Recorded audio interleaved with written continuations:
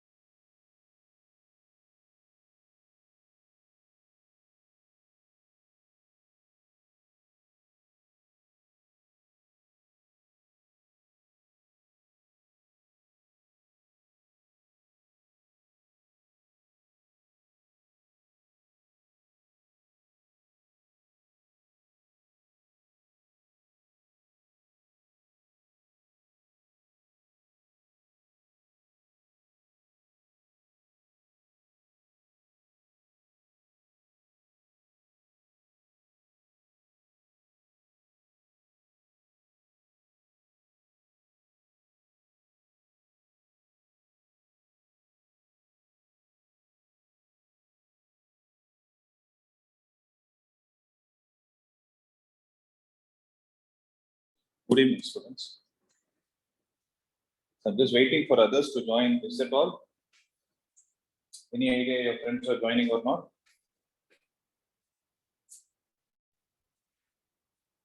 I don't know, sir. Not sure? Okay. No problem. We'll get started.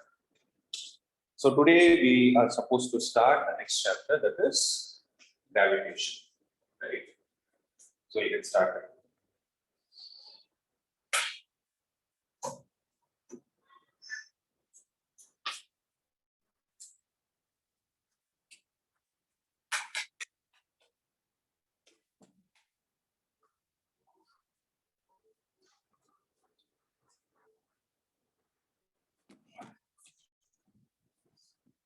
So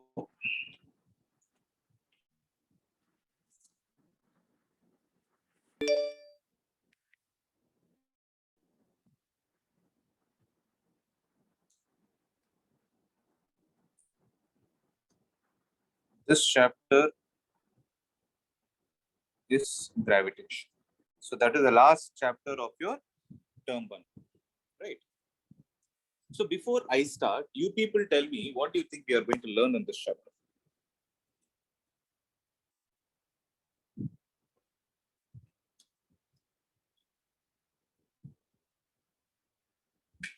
Whatever you think. Actually speaking, you would have already learned this chapter in your lower grades, that is in your 9th standard. But I just want to know what exactly you're going to learn. Can you guess? So name itself is suggesting something, Law of gravitation. Yes, we'll be mainly concentrating on the law of gravitation. Then we'll be understanding something called as acceleration due to gravity. So this term is not new to you, right? Acceleration due to gravity, right? All these terms are known to you, right? Acceleration due to gravity, what is the value? G is equal to 9.8 meters per second square, right? We'll be seeing how this has actually come on all those facts. Okay, shall we get started? So these are all the topics that are there. First is the introduction, then Kepler's law. This Kepler's law I'll be dealing only at the end because it's an independent topic. Okay, then I'll start with the basic introduction. Then we'll go to the universal law of gravitation. During the process of universal law of gravitation, we'll understand what is the gravitational constant. Then we will discuss about the acceleration due to gravity of the Earth. Then we'll go to the concept of acceleration due to gravity. Like how will acceleration due to gravity vary with respect to height and depth? So gravitational potential energy, I don't think it is there, but I have to explain it for you to understand the escape speed and Earth satellite. So there is nothing that we are going to skip in this chapter. Okay, because if I skip something, you'll not be able to understand the subsequent concept. And trust me, there's a very, very small chapter, so there is no harm in not skipping also. Okay, shall we get started? Yes, sir. Yes, sir. Right. So we know this fact, right? In our day-to-day life, we observe, like if you take this as the surface of Earth, if there is an object which has some mass, right? If you release this mass without any support, what will happen to it? If you just release, in the sense you drop it, what happens? Let's say you're holding a cup of coffee in your hand, suddenly you lost the grip and you left it. What will happen? Obviously, it is going to fall down. And we know why it is falling also. Why is it happening? Because of, if somebody asks you what will you say, it is because of gravity. So the thing is, we will try to answer this term gravity in a slightly matured manner. That's it. Right? In a layman point of view, we say it is gravity, but we'll understand what exactly gravity is. Okay. So if there are objects and those objects have mass associated with them, right? If there are objects and those objects have mass associated with them, if they are at reasonable distance of separation, if they are at reasonable distance of separation, then one important phenomenon that you can observe that is going to exist between these two masses is they experience an attractive force. So this is purely an observation, okay? There's all this theory based on observation, and you people have also observed. So there is nothing that I'm saying new. Okay. So what is this attractive force all about? This attractive force that is going to exist between objects of non-zero mass is what we call it as gravitational force. I hope you're able to understand what I'm trying to say. Right? So our interest of study is going to be what is the mathematical equation for this kind of attractive force? How are they going to behave? In what direction will the force act is what we are going to see in this chapter. So the first topic that we are going to discuss is the concept of universal law of gravitation. Okay. The name is universal law of gravitation. So this mainly speaks about the force existing between the point masses or the particle mass. Okay. So what I'm trying to say is, if I have a particle of mass m1 and I have another particle of mass m2, and let's say they both are separated by a reasonable distance r, then what will happen according to the law of this gravitation is there will only be an attractive force. So there will be an attractive force that is existing between the objects where it is observed to be directly proportional to whom? Directly proportional to the product of the masses and inversely proportional to the square of the distance of separation. So you're able to understand what I'm trying to say? So it is directly proportional to the product of the masses and inversely proportional to the square of the distance of separation between them. So when you combine both, then it becomes F is directly proportional to M1, M2 divided by R square. And when you remove the proportionality symbol, the constant that is introduced is what? Any idea? Capital. The constant. Yes, it is a universal gravitational constant, which is capital G. So capital G M1, M2 divided by R square. Okay. So any idea about what is the value of capital G? So capital G is equal to 6.67 into 10 power minus 10 power minus 11 Newton meter square per kilogram square. So this is going to be the value of capital G. Okay. Right. Please write it down. And this kind of a law is called as inverse square law. It's called as inverse square law.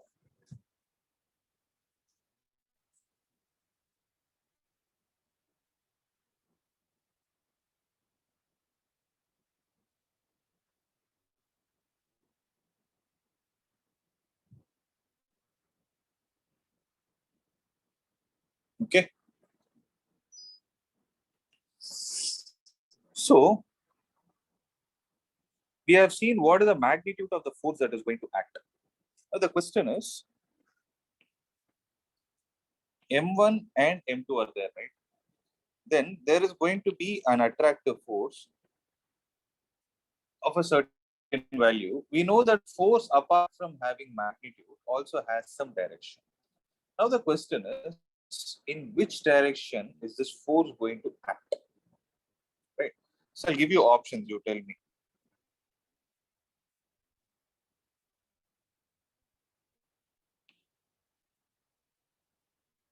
Option 1, 2, or 3. Sure, both 1 and 2.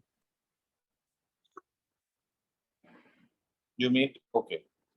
You mean to say, see, 1 and 2. You're saying answer is this? Is it because of this? You're trying to say M1 will attract M2 and M2 will attract M1. Is that the answer? Yes, sir. Okay. Yeah, that's right. M1 will attract M2 and M2 will attract M1, but it will not happen in these directions. Rather, it will always act on the line joining both the charges. So there should be another arrow mark like this also. Okay. So there will be a mutual attraction taking place, but along what? Along the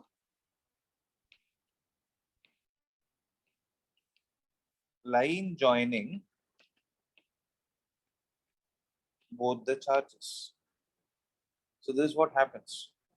Okay, and these kind of forces are called as central forces. So the forces where the force of attraction or generally force of repulsion acts along the line joining the particles, then those forces are called as central forces.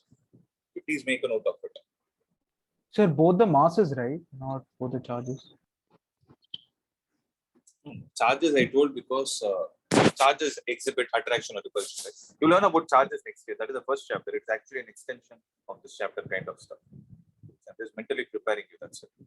So with respect to masses in this chapter, masses always exhibit or experience attractive forces.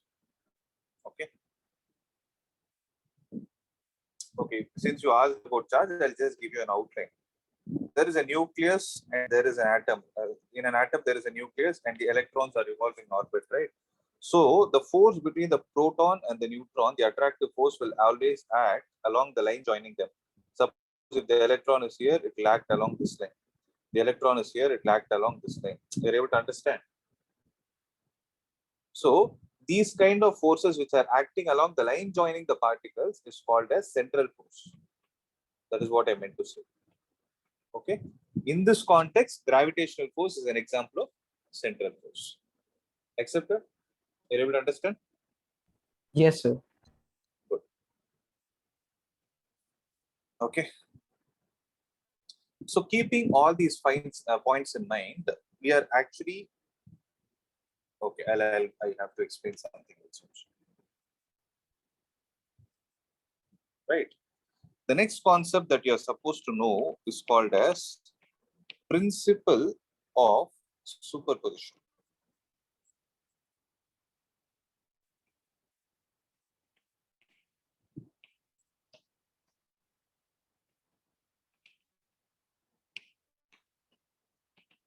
So what does this principle of superposition mean? If there are n particles in a system and force experienced by one particle due to the remaining n-1 particles is given as the vector sum of individual forces. Please write down this point. I'll explain it. And underline this vector sum of individual forces. Sir, what is the name of this law? Principle of superposition. It's not a law, it's a principle.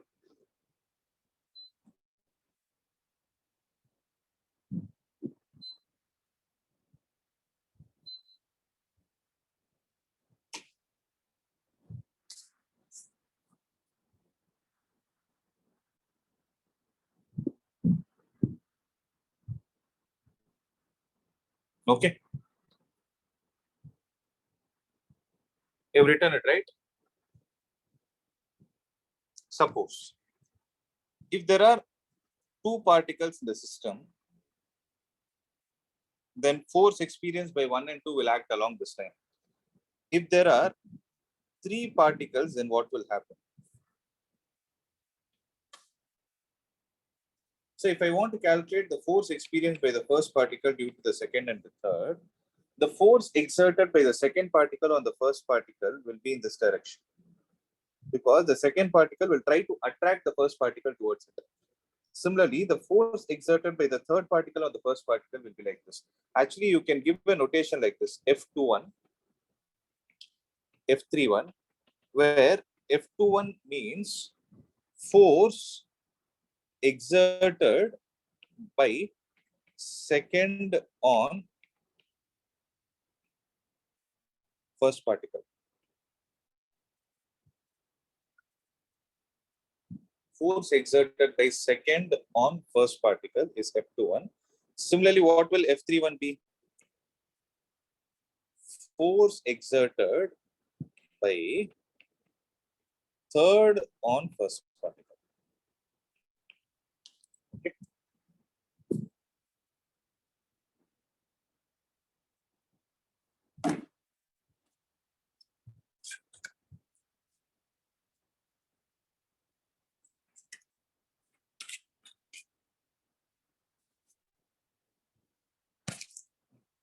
Am I clear, guys? Force exerted by second on first particle, force exerted by third on the first particle. Okay. Now listen to this carefully. Sir, So I what have did a- it? Sorry, I have a doubt, sir. please. Sir, if AB, for example, force AB is given like force of A produced by B, right, sir? If It AB. is up to us. It is up to us. See, to be honest, this is just a notation. Okay. So F21 is the force exerted by second on first, or you can say force experienced by one due to two. Both, it's like active and passive voice. Think about it.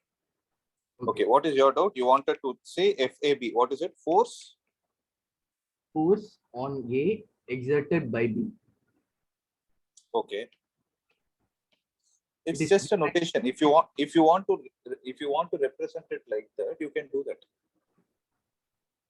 That is why, with respect to these forces and all, this F21 and F12 doesn't make sense unless you mention the reason behind it.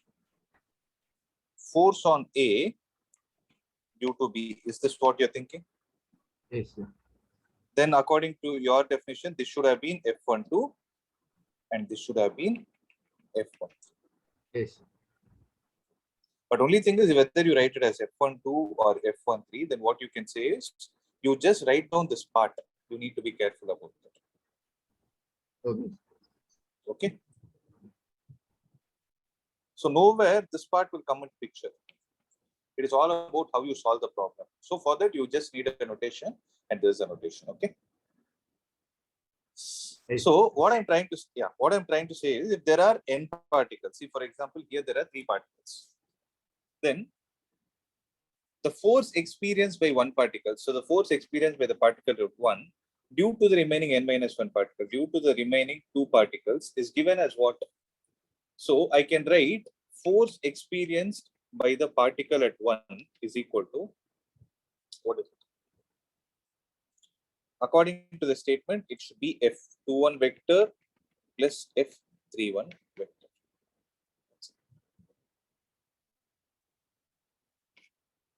So this is the mathematical expression for principle of superposition.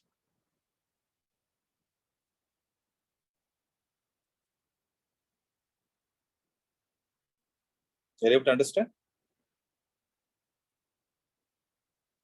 Right. Now, we are going to solve a problem based on that concept.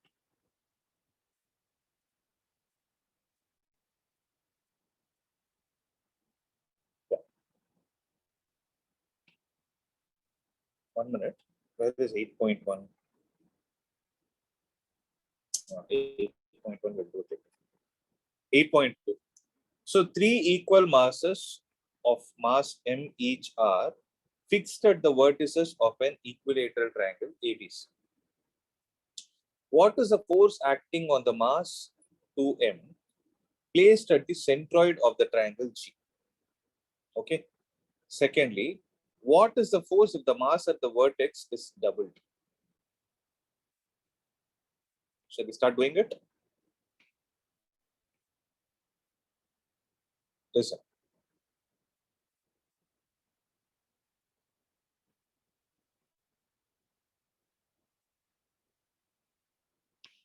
Clip, copy.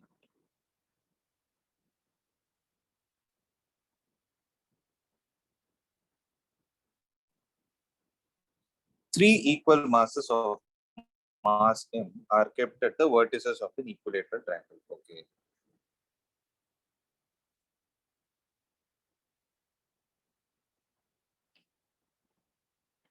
mass.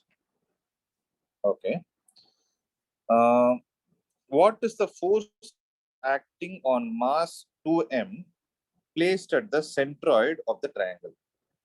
So there is a particle at the centroid and the mass here is 2m. Our job is to find what is the force experienced by it. So how to proceed in the first one? So how many particle system does this make? 4 particles. It is a 4 particle system. Out of the 4 particle system, we are interested to find out what is the force experienced by one of the members due to the remaining 3 charge particles. Sorry, due to the remaining 3 masses. Right. So, what will be the direction of force exerted by m onto m?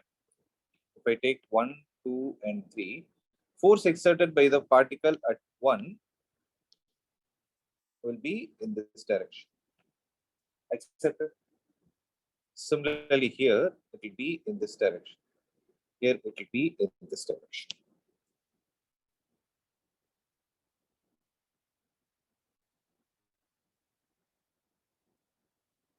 Right. So, are you able to understand?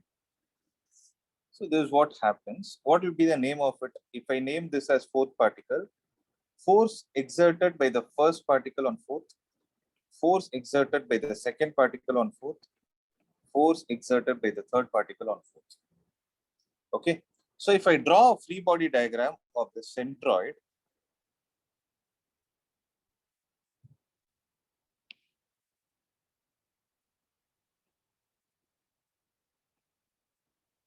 this is F14, this is F24, and this is F34.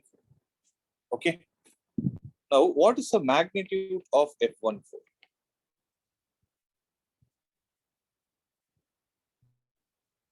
So, for us to find the magnitude, the formula is Gm1 m2. So, the formula that we use Gm1 m2 r square, where r is the distance of separation.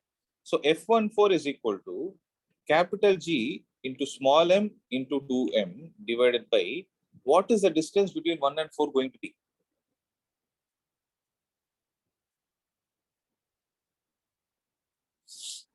What is the distance between the vertex and the centroid?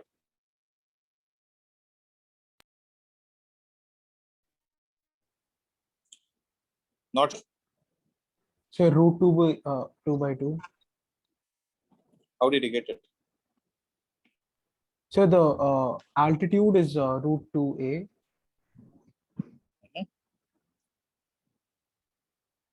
Is there anything simpler that we can do? So if this side is A, from the centroid, if I drop a perpendicular, right?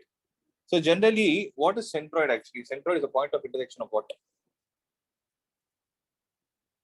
Centroid represents the point of intersection of what? All medians. All? Can you So root Median. 3 by 4 a. root 3 by 4? Yeah, I think that is the way. Yeah, what we are saying is it's a point of intersection of all? Medians. Okay, what does a median mean? A line which bisects the base. So a Into line which bisects what? Line which bisects a side into 2 equal parts accepted. Where should that line be drawn from?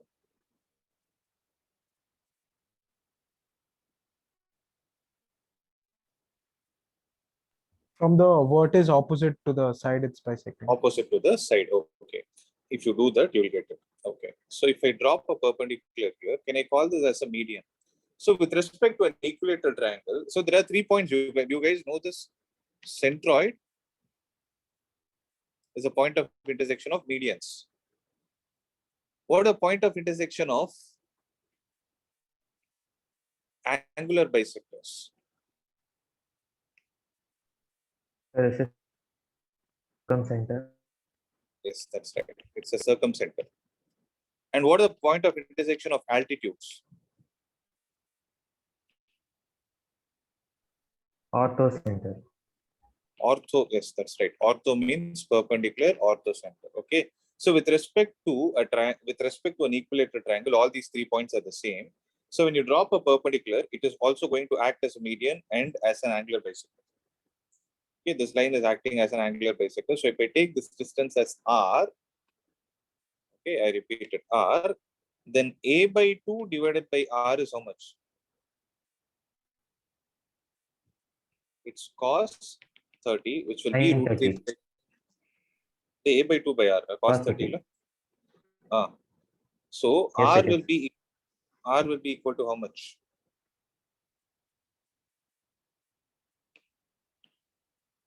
Subrajit, what is r? It's not root 3 by 4, rather it is a by root 3. Do you guys understand how to find? So whenever you get stuck, take the help of trigonometry. So r is equal to a by root 3. So a by root 3 the whole square. What will it give?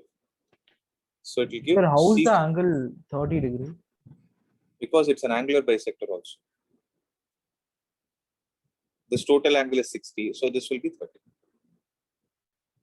Got it?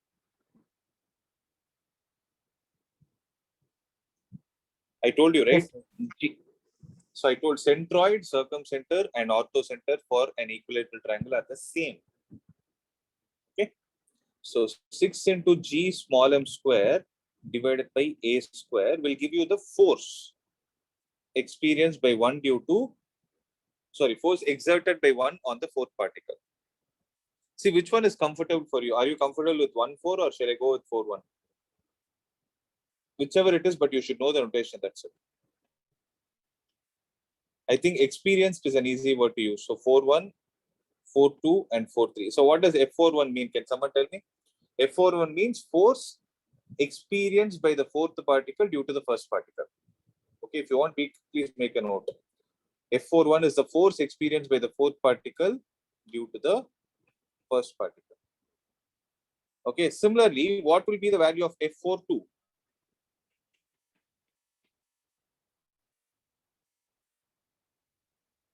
You already have the answer in the sheet.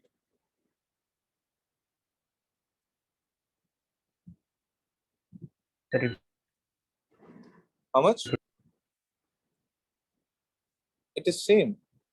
6g m square divided by a square, and F43 is 6g m square divided by a square. So what we can understand is F41 is equal to F42 is equal to F43 in terms of magnitude. Let's call it as F.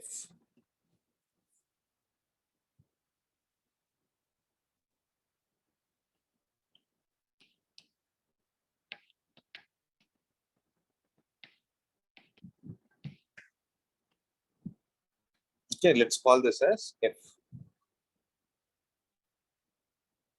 Now Sir, listen so to we this. should put modulus sign, right? I didn't put a vector symbol on top of it, right? So it is understood. If I write it, just this one is the same as this, no? Correct, Okay, no? sir.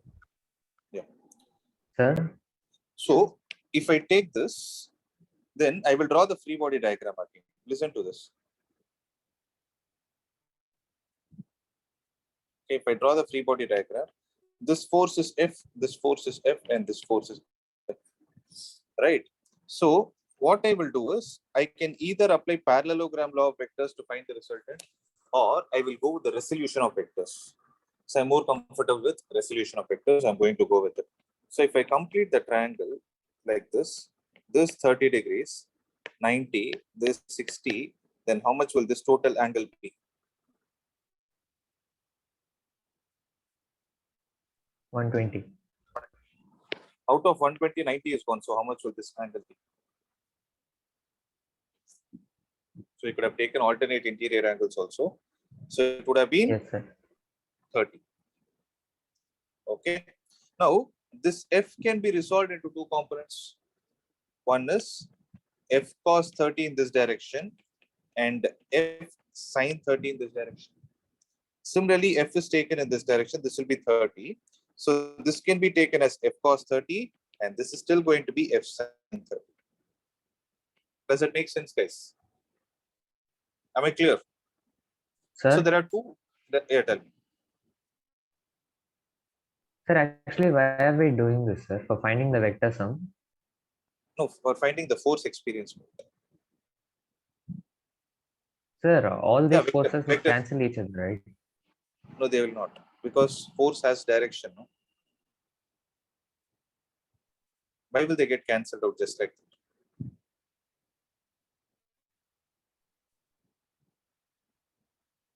Like, tell me what force is there in the opposite direction to nullify it?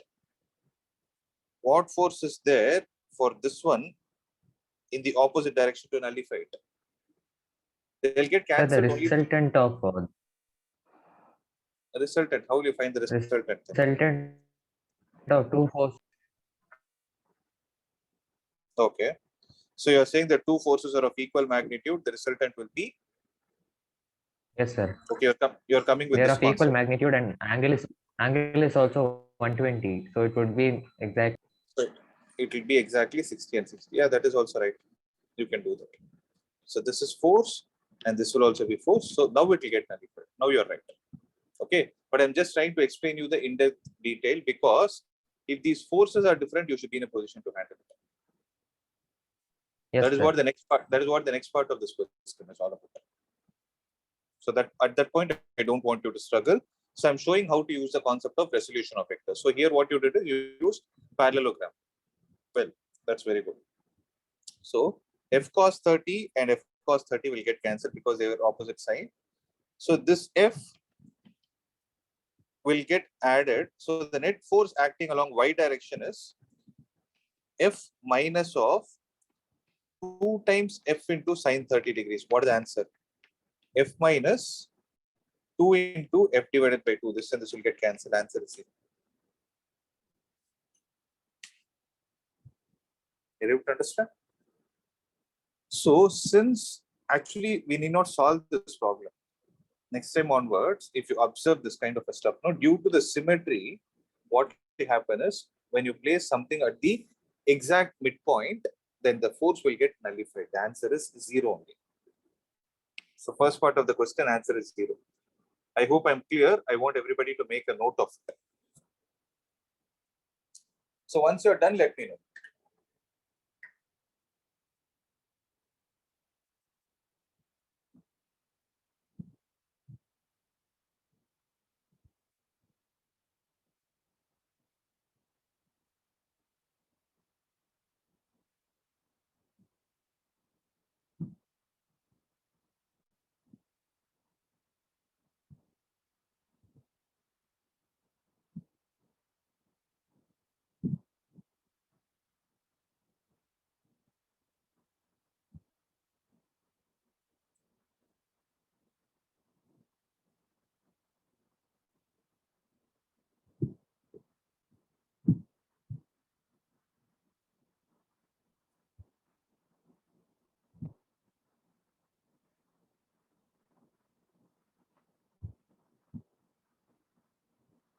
Done. So the next part of the question that they're asking is, what is the force if the mass at the vertex A is doubled? Things have changed. Now, this scenario is something like this. M, M, 2M, and 2M. So what will happen?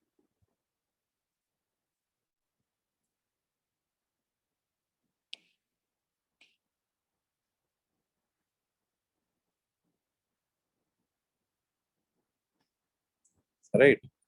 So 1, 2, 3, 4, F41, F42, F43. Right.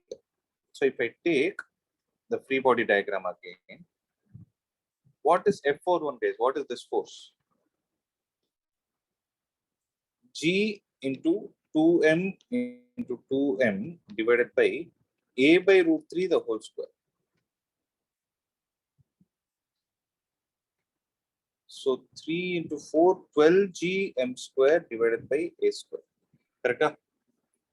But F42 and F43, the M square divided by A square.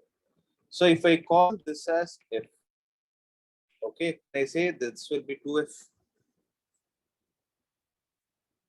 Correct, Ada? So this 6gm Yes, sir. square by a square, if I call that as F, 12gm square by a square is 2F. So if I again draw the free body diagram of it, then what are we going to get? So we'll get only F. This will be F and F. Now, according to your logic, the resultant will be F for these two forces, right? So 2F is in the upward direction, F is in the downward direction. Net force is equal to F in upward direction. So rather than mentioning upward direction, we can clearly say it is towards the point A. I don't know what is the point they have given. Did they give any diagram in the first place? They have told the triangle is ABC, right? If I take this as A, B, and C, then the net force that is acting on mass 2m is towards the point A.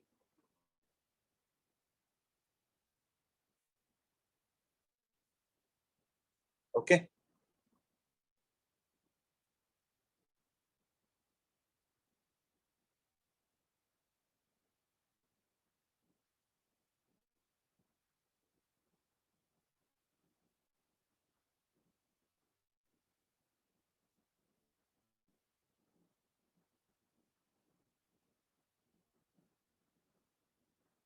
Here, guys. Right, this is all about the force.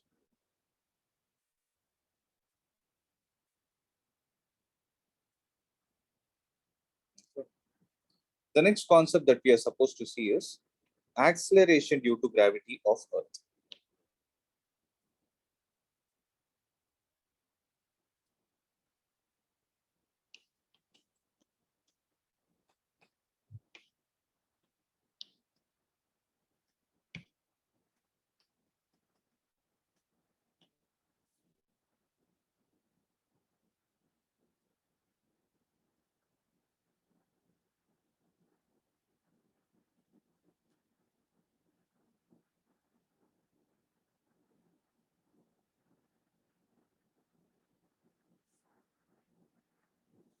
See, first, you know what is acceleration due to gravity of Earth, right? What is it? So it is G. So what is its value going to be on or very close to the surface?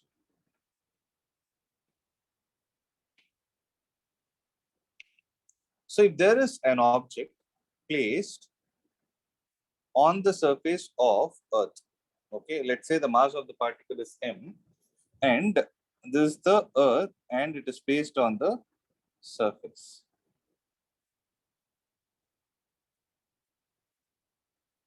So if I take this point as P, then what will happen?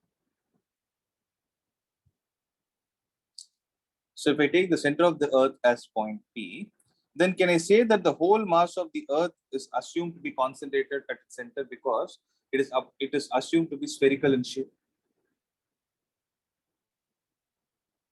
right?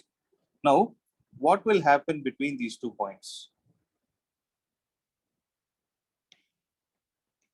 If I say that is the radius of Earth as RE and mass of Earth as ME, then there is a force of attraction existing between M and ME. So what is the force of attraction between them? Capital G into M into ME divided by RE square.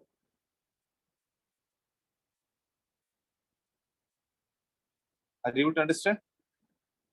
So this is one. So this is the gravitational force that is experienced by the particle on the surface of the Earth. Now, what is the weight of the particle?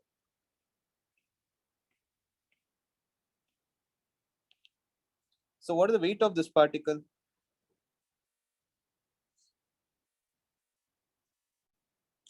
Weight of this particle is mg. Let's call it as 2.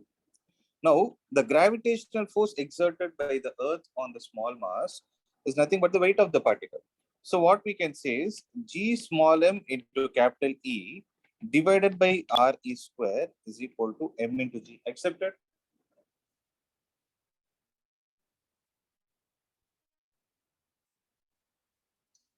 Now, this M and M will get cancelled.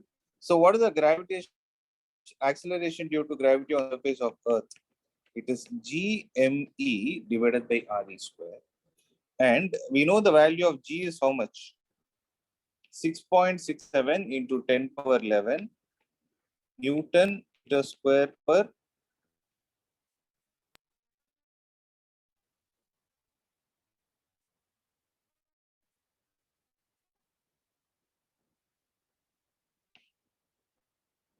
Newton meter square per kilogram square. So mass of Earth is 6 into 10 power 24 kilogram and radius of Earth is 6,400 kilometer. If you substitute all these values here, then the value of G comes out to be 9.8 meters per second square.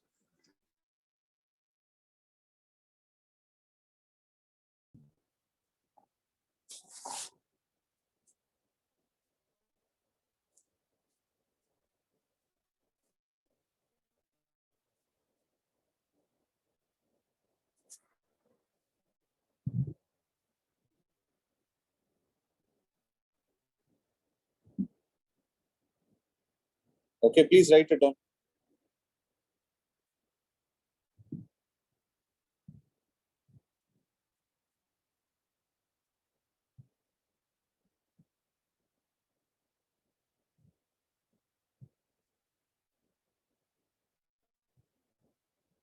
Sir, Tell me. sir, what's the difference between the second and the first equation? Like both are force exerted due to gravity, right? Yeah, both are force exerted due to gravity. So this one you wrote it in terms of mass of Earth and the radius of Earth. That is, you use the dimensions of Earth. Whereas here you used only the acceleration due to. So that is the difference. Okay, sir.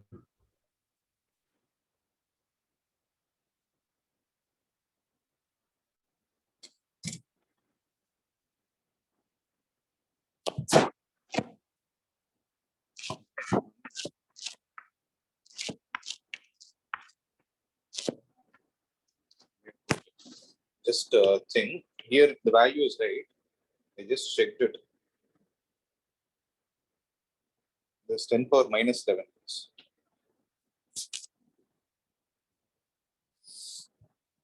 6.67 into 10 power minus 11 Newton meter square per kilogram square. Okay. So G is 9.8 meters per second square. Where is this value going to occur? This will occur on the surface of Earth or at the place where you're closer to the surface of Earth. See, for example, till now in mechanics and all, when you took the potential energy into consideration, you would have written it as mgh, where G is equal to 9.8, or you would have written it as 10 also. Because all the objects that you threw are very close to the surface of Earth. They are in terms of few meters, which is very small compared to the radius of the Earth. Okay. Whereas if you throw or project objects to such heights where it is comparable, where it is in a comparable scale with respect to the size of, where it is a comparable size with respect to the radius of the Earth, then things will change. Okay. That is what we are going to see next. That is acceleration due to gravity at an altitude h. Okay. So if I say the height of the particle is h, and let's say the particle is at this place m, the Earth's mass is still concentrated at its center, and radius of the Earth is still re. Okay. So at this point, what will happen is, what is going to be the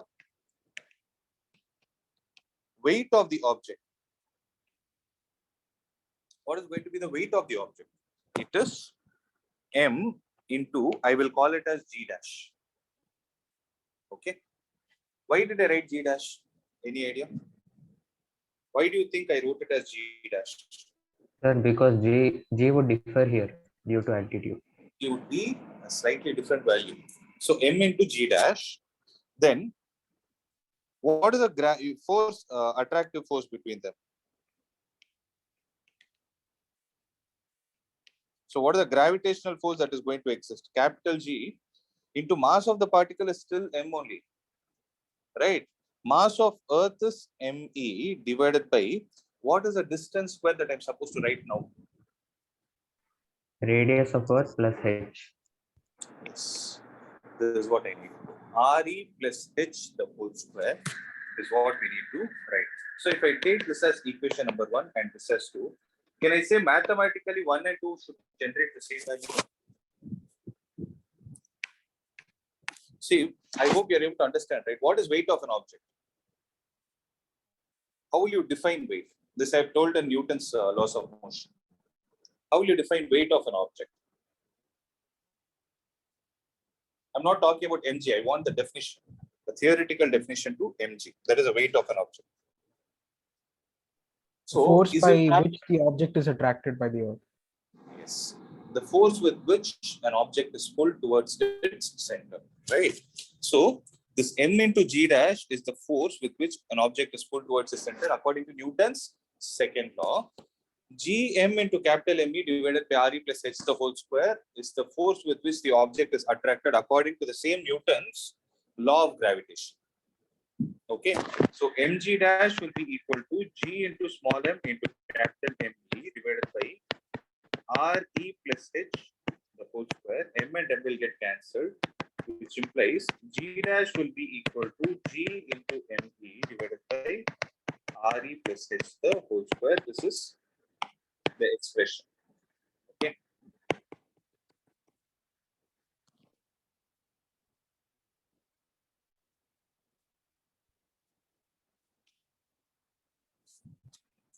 Okay. This is the expression. Now, what we will do is, we know that small g is equal to gme divided by Re square. Correct?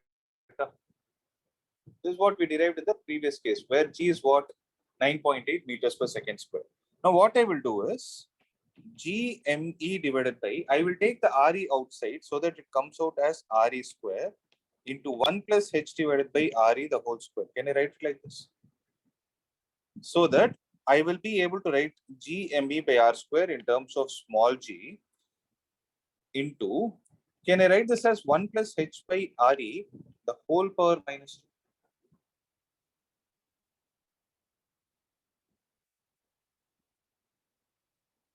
Are you guys able to understand what I'm trying to say?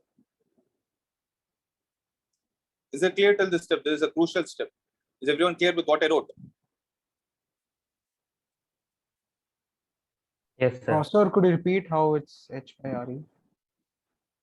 It's like, see, a plus b the whole square. No? I take a outside, then it becomes a square into 1 plus b by a the whole square.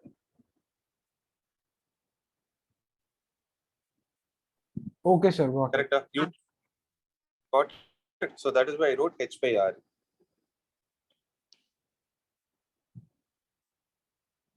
It is 1 plus h by Re the whole power minus 2. So you can use this as a formula if h is comparable to Re. So if you are able to compare h and Re, then you can go with this formula.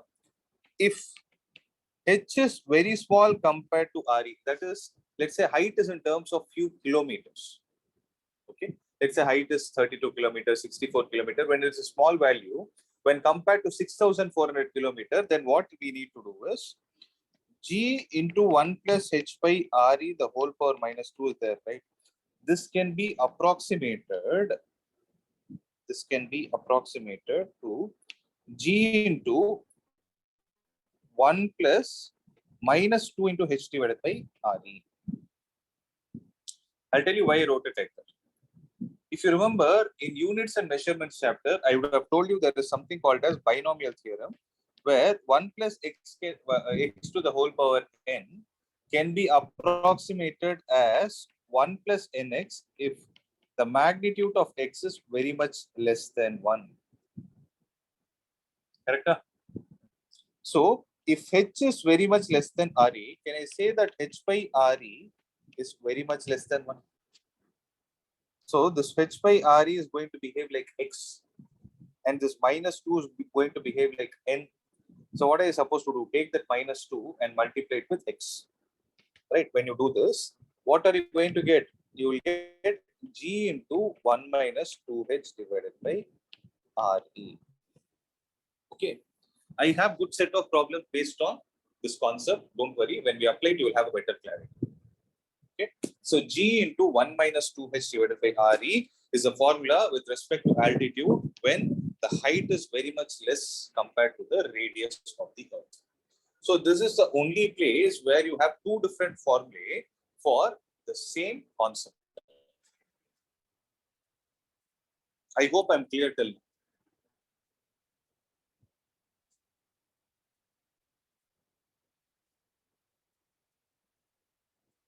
Right? I hope it is clear, guys. Yes, sir. Okay. Sir, once can you repeat binomial theorem? It's simple. The 1 plus x the whole power n is equal to 1 plus nx if the magnitude of x is very much less than 1. Okay. See, for example, I have 1 plus 0.000000001, the whole square, then it can be approximated to 1 plus 2 into 0.0000. How many ever zeros are there? Those many ones. Those many 0 and 1 at the end. You're able to understand this is the meaning of binomial theorem. So, Yes, sir. how are you clear? You're able to relate this to the physics concept? Yes or no? Yes, sir. Okay, then it's good. Okay. So what did we see? We saw the acceleration due to gravity on the surface of the Earth or the object being closer to the surface of the Earth. That is in terms of few meters. Okay. Sometimes what will happen, the object will be projected to certain height, which is in terms of kilometer. At that time, you need to use the concept of acceleration due to gravity at an altitude h. And depending on the kilometers at which the object is there, you either need to use this formula or this formula. Okay. So the third variation is acceleration due to gravity with depth. That is when you go below the surface of Earth, how will the acceleration due to gravity vary? That is a slightly different derivation, which we will see it in the next class. Okay. And after we complete it, we will do some problems which are based on this concept. That time you will have more clarity. Okay. So I hope it is clear till this step.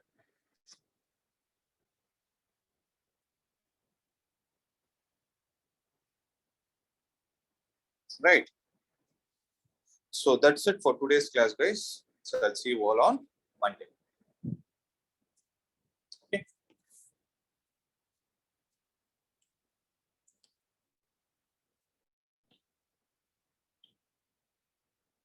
You can leave. Thank you. Thank you, sir. sir.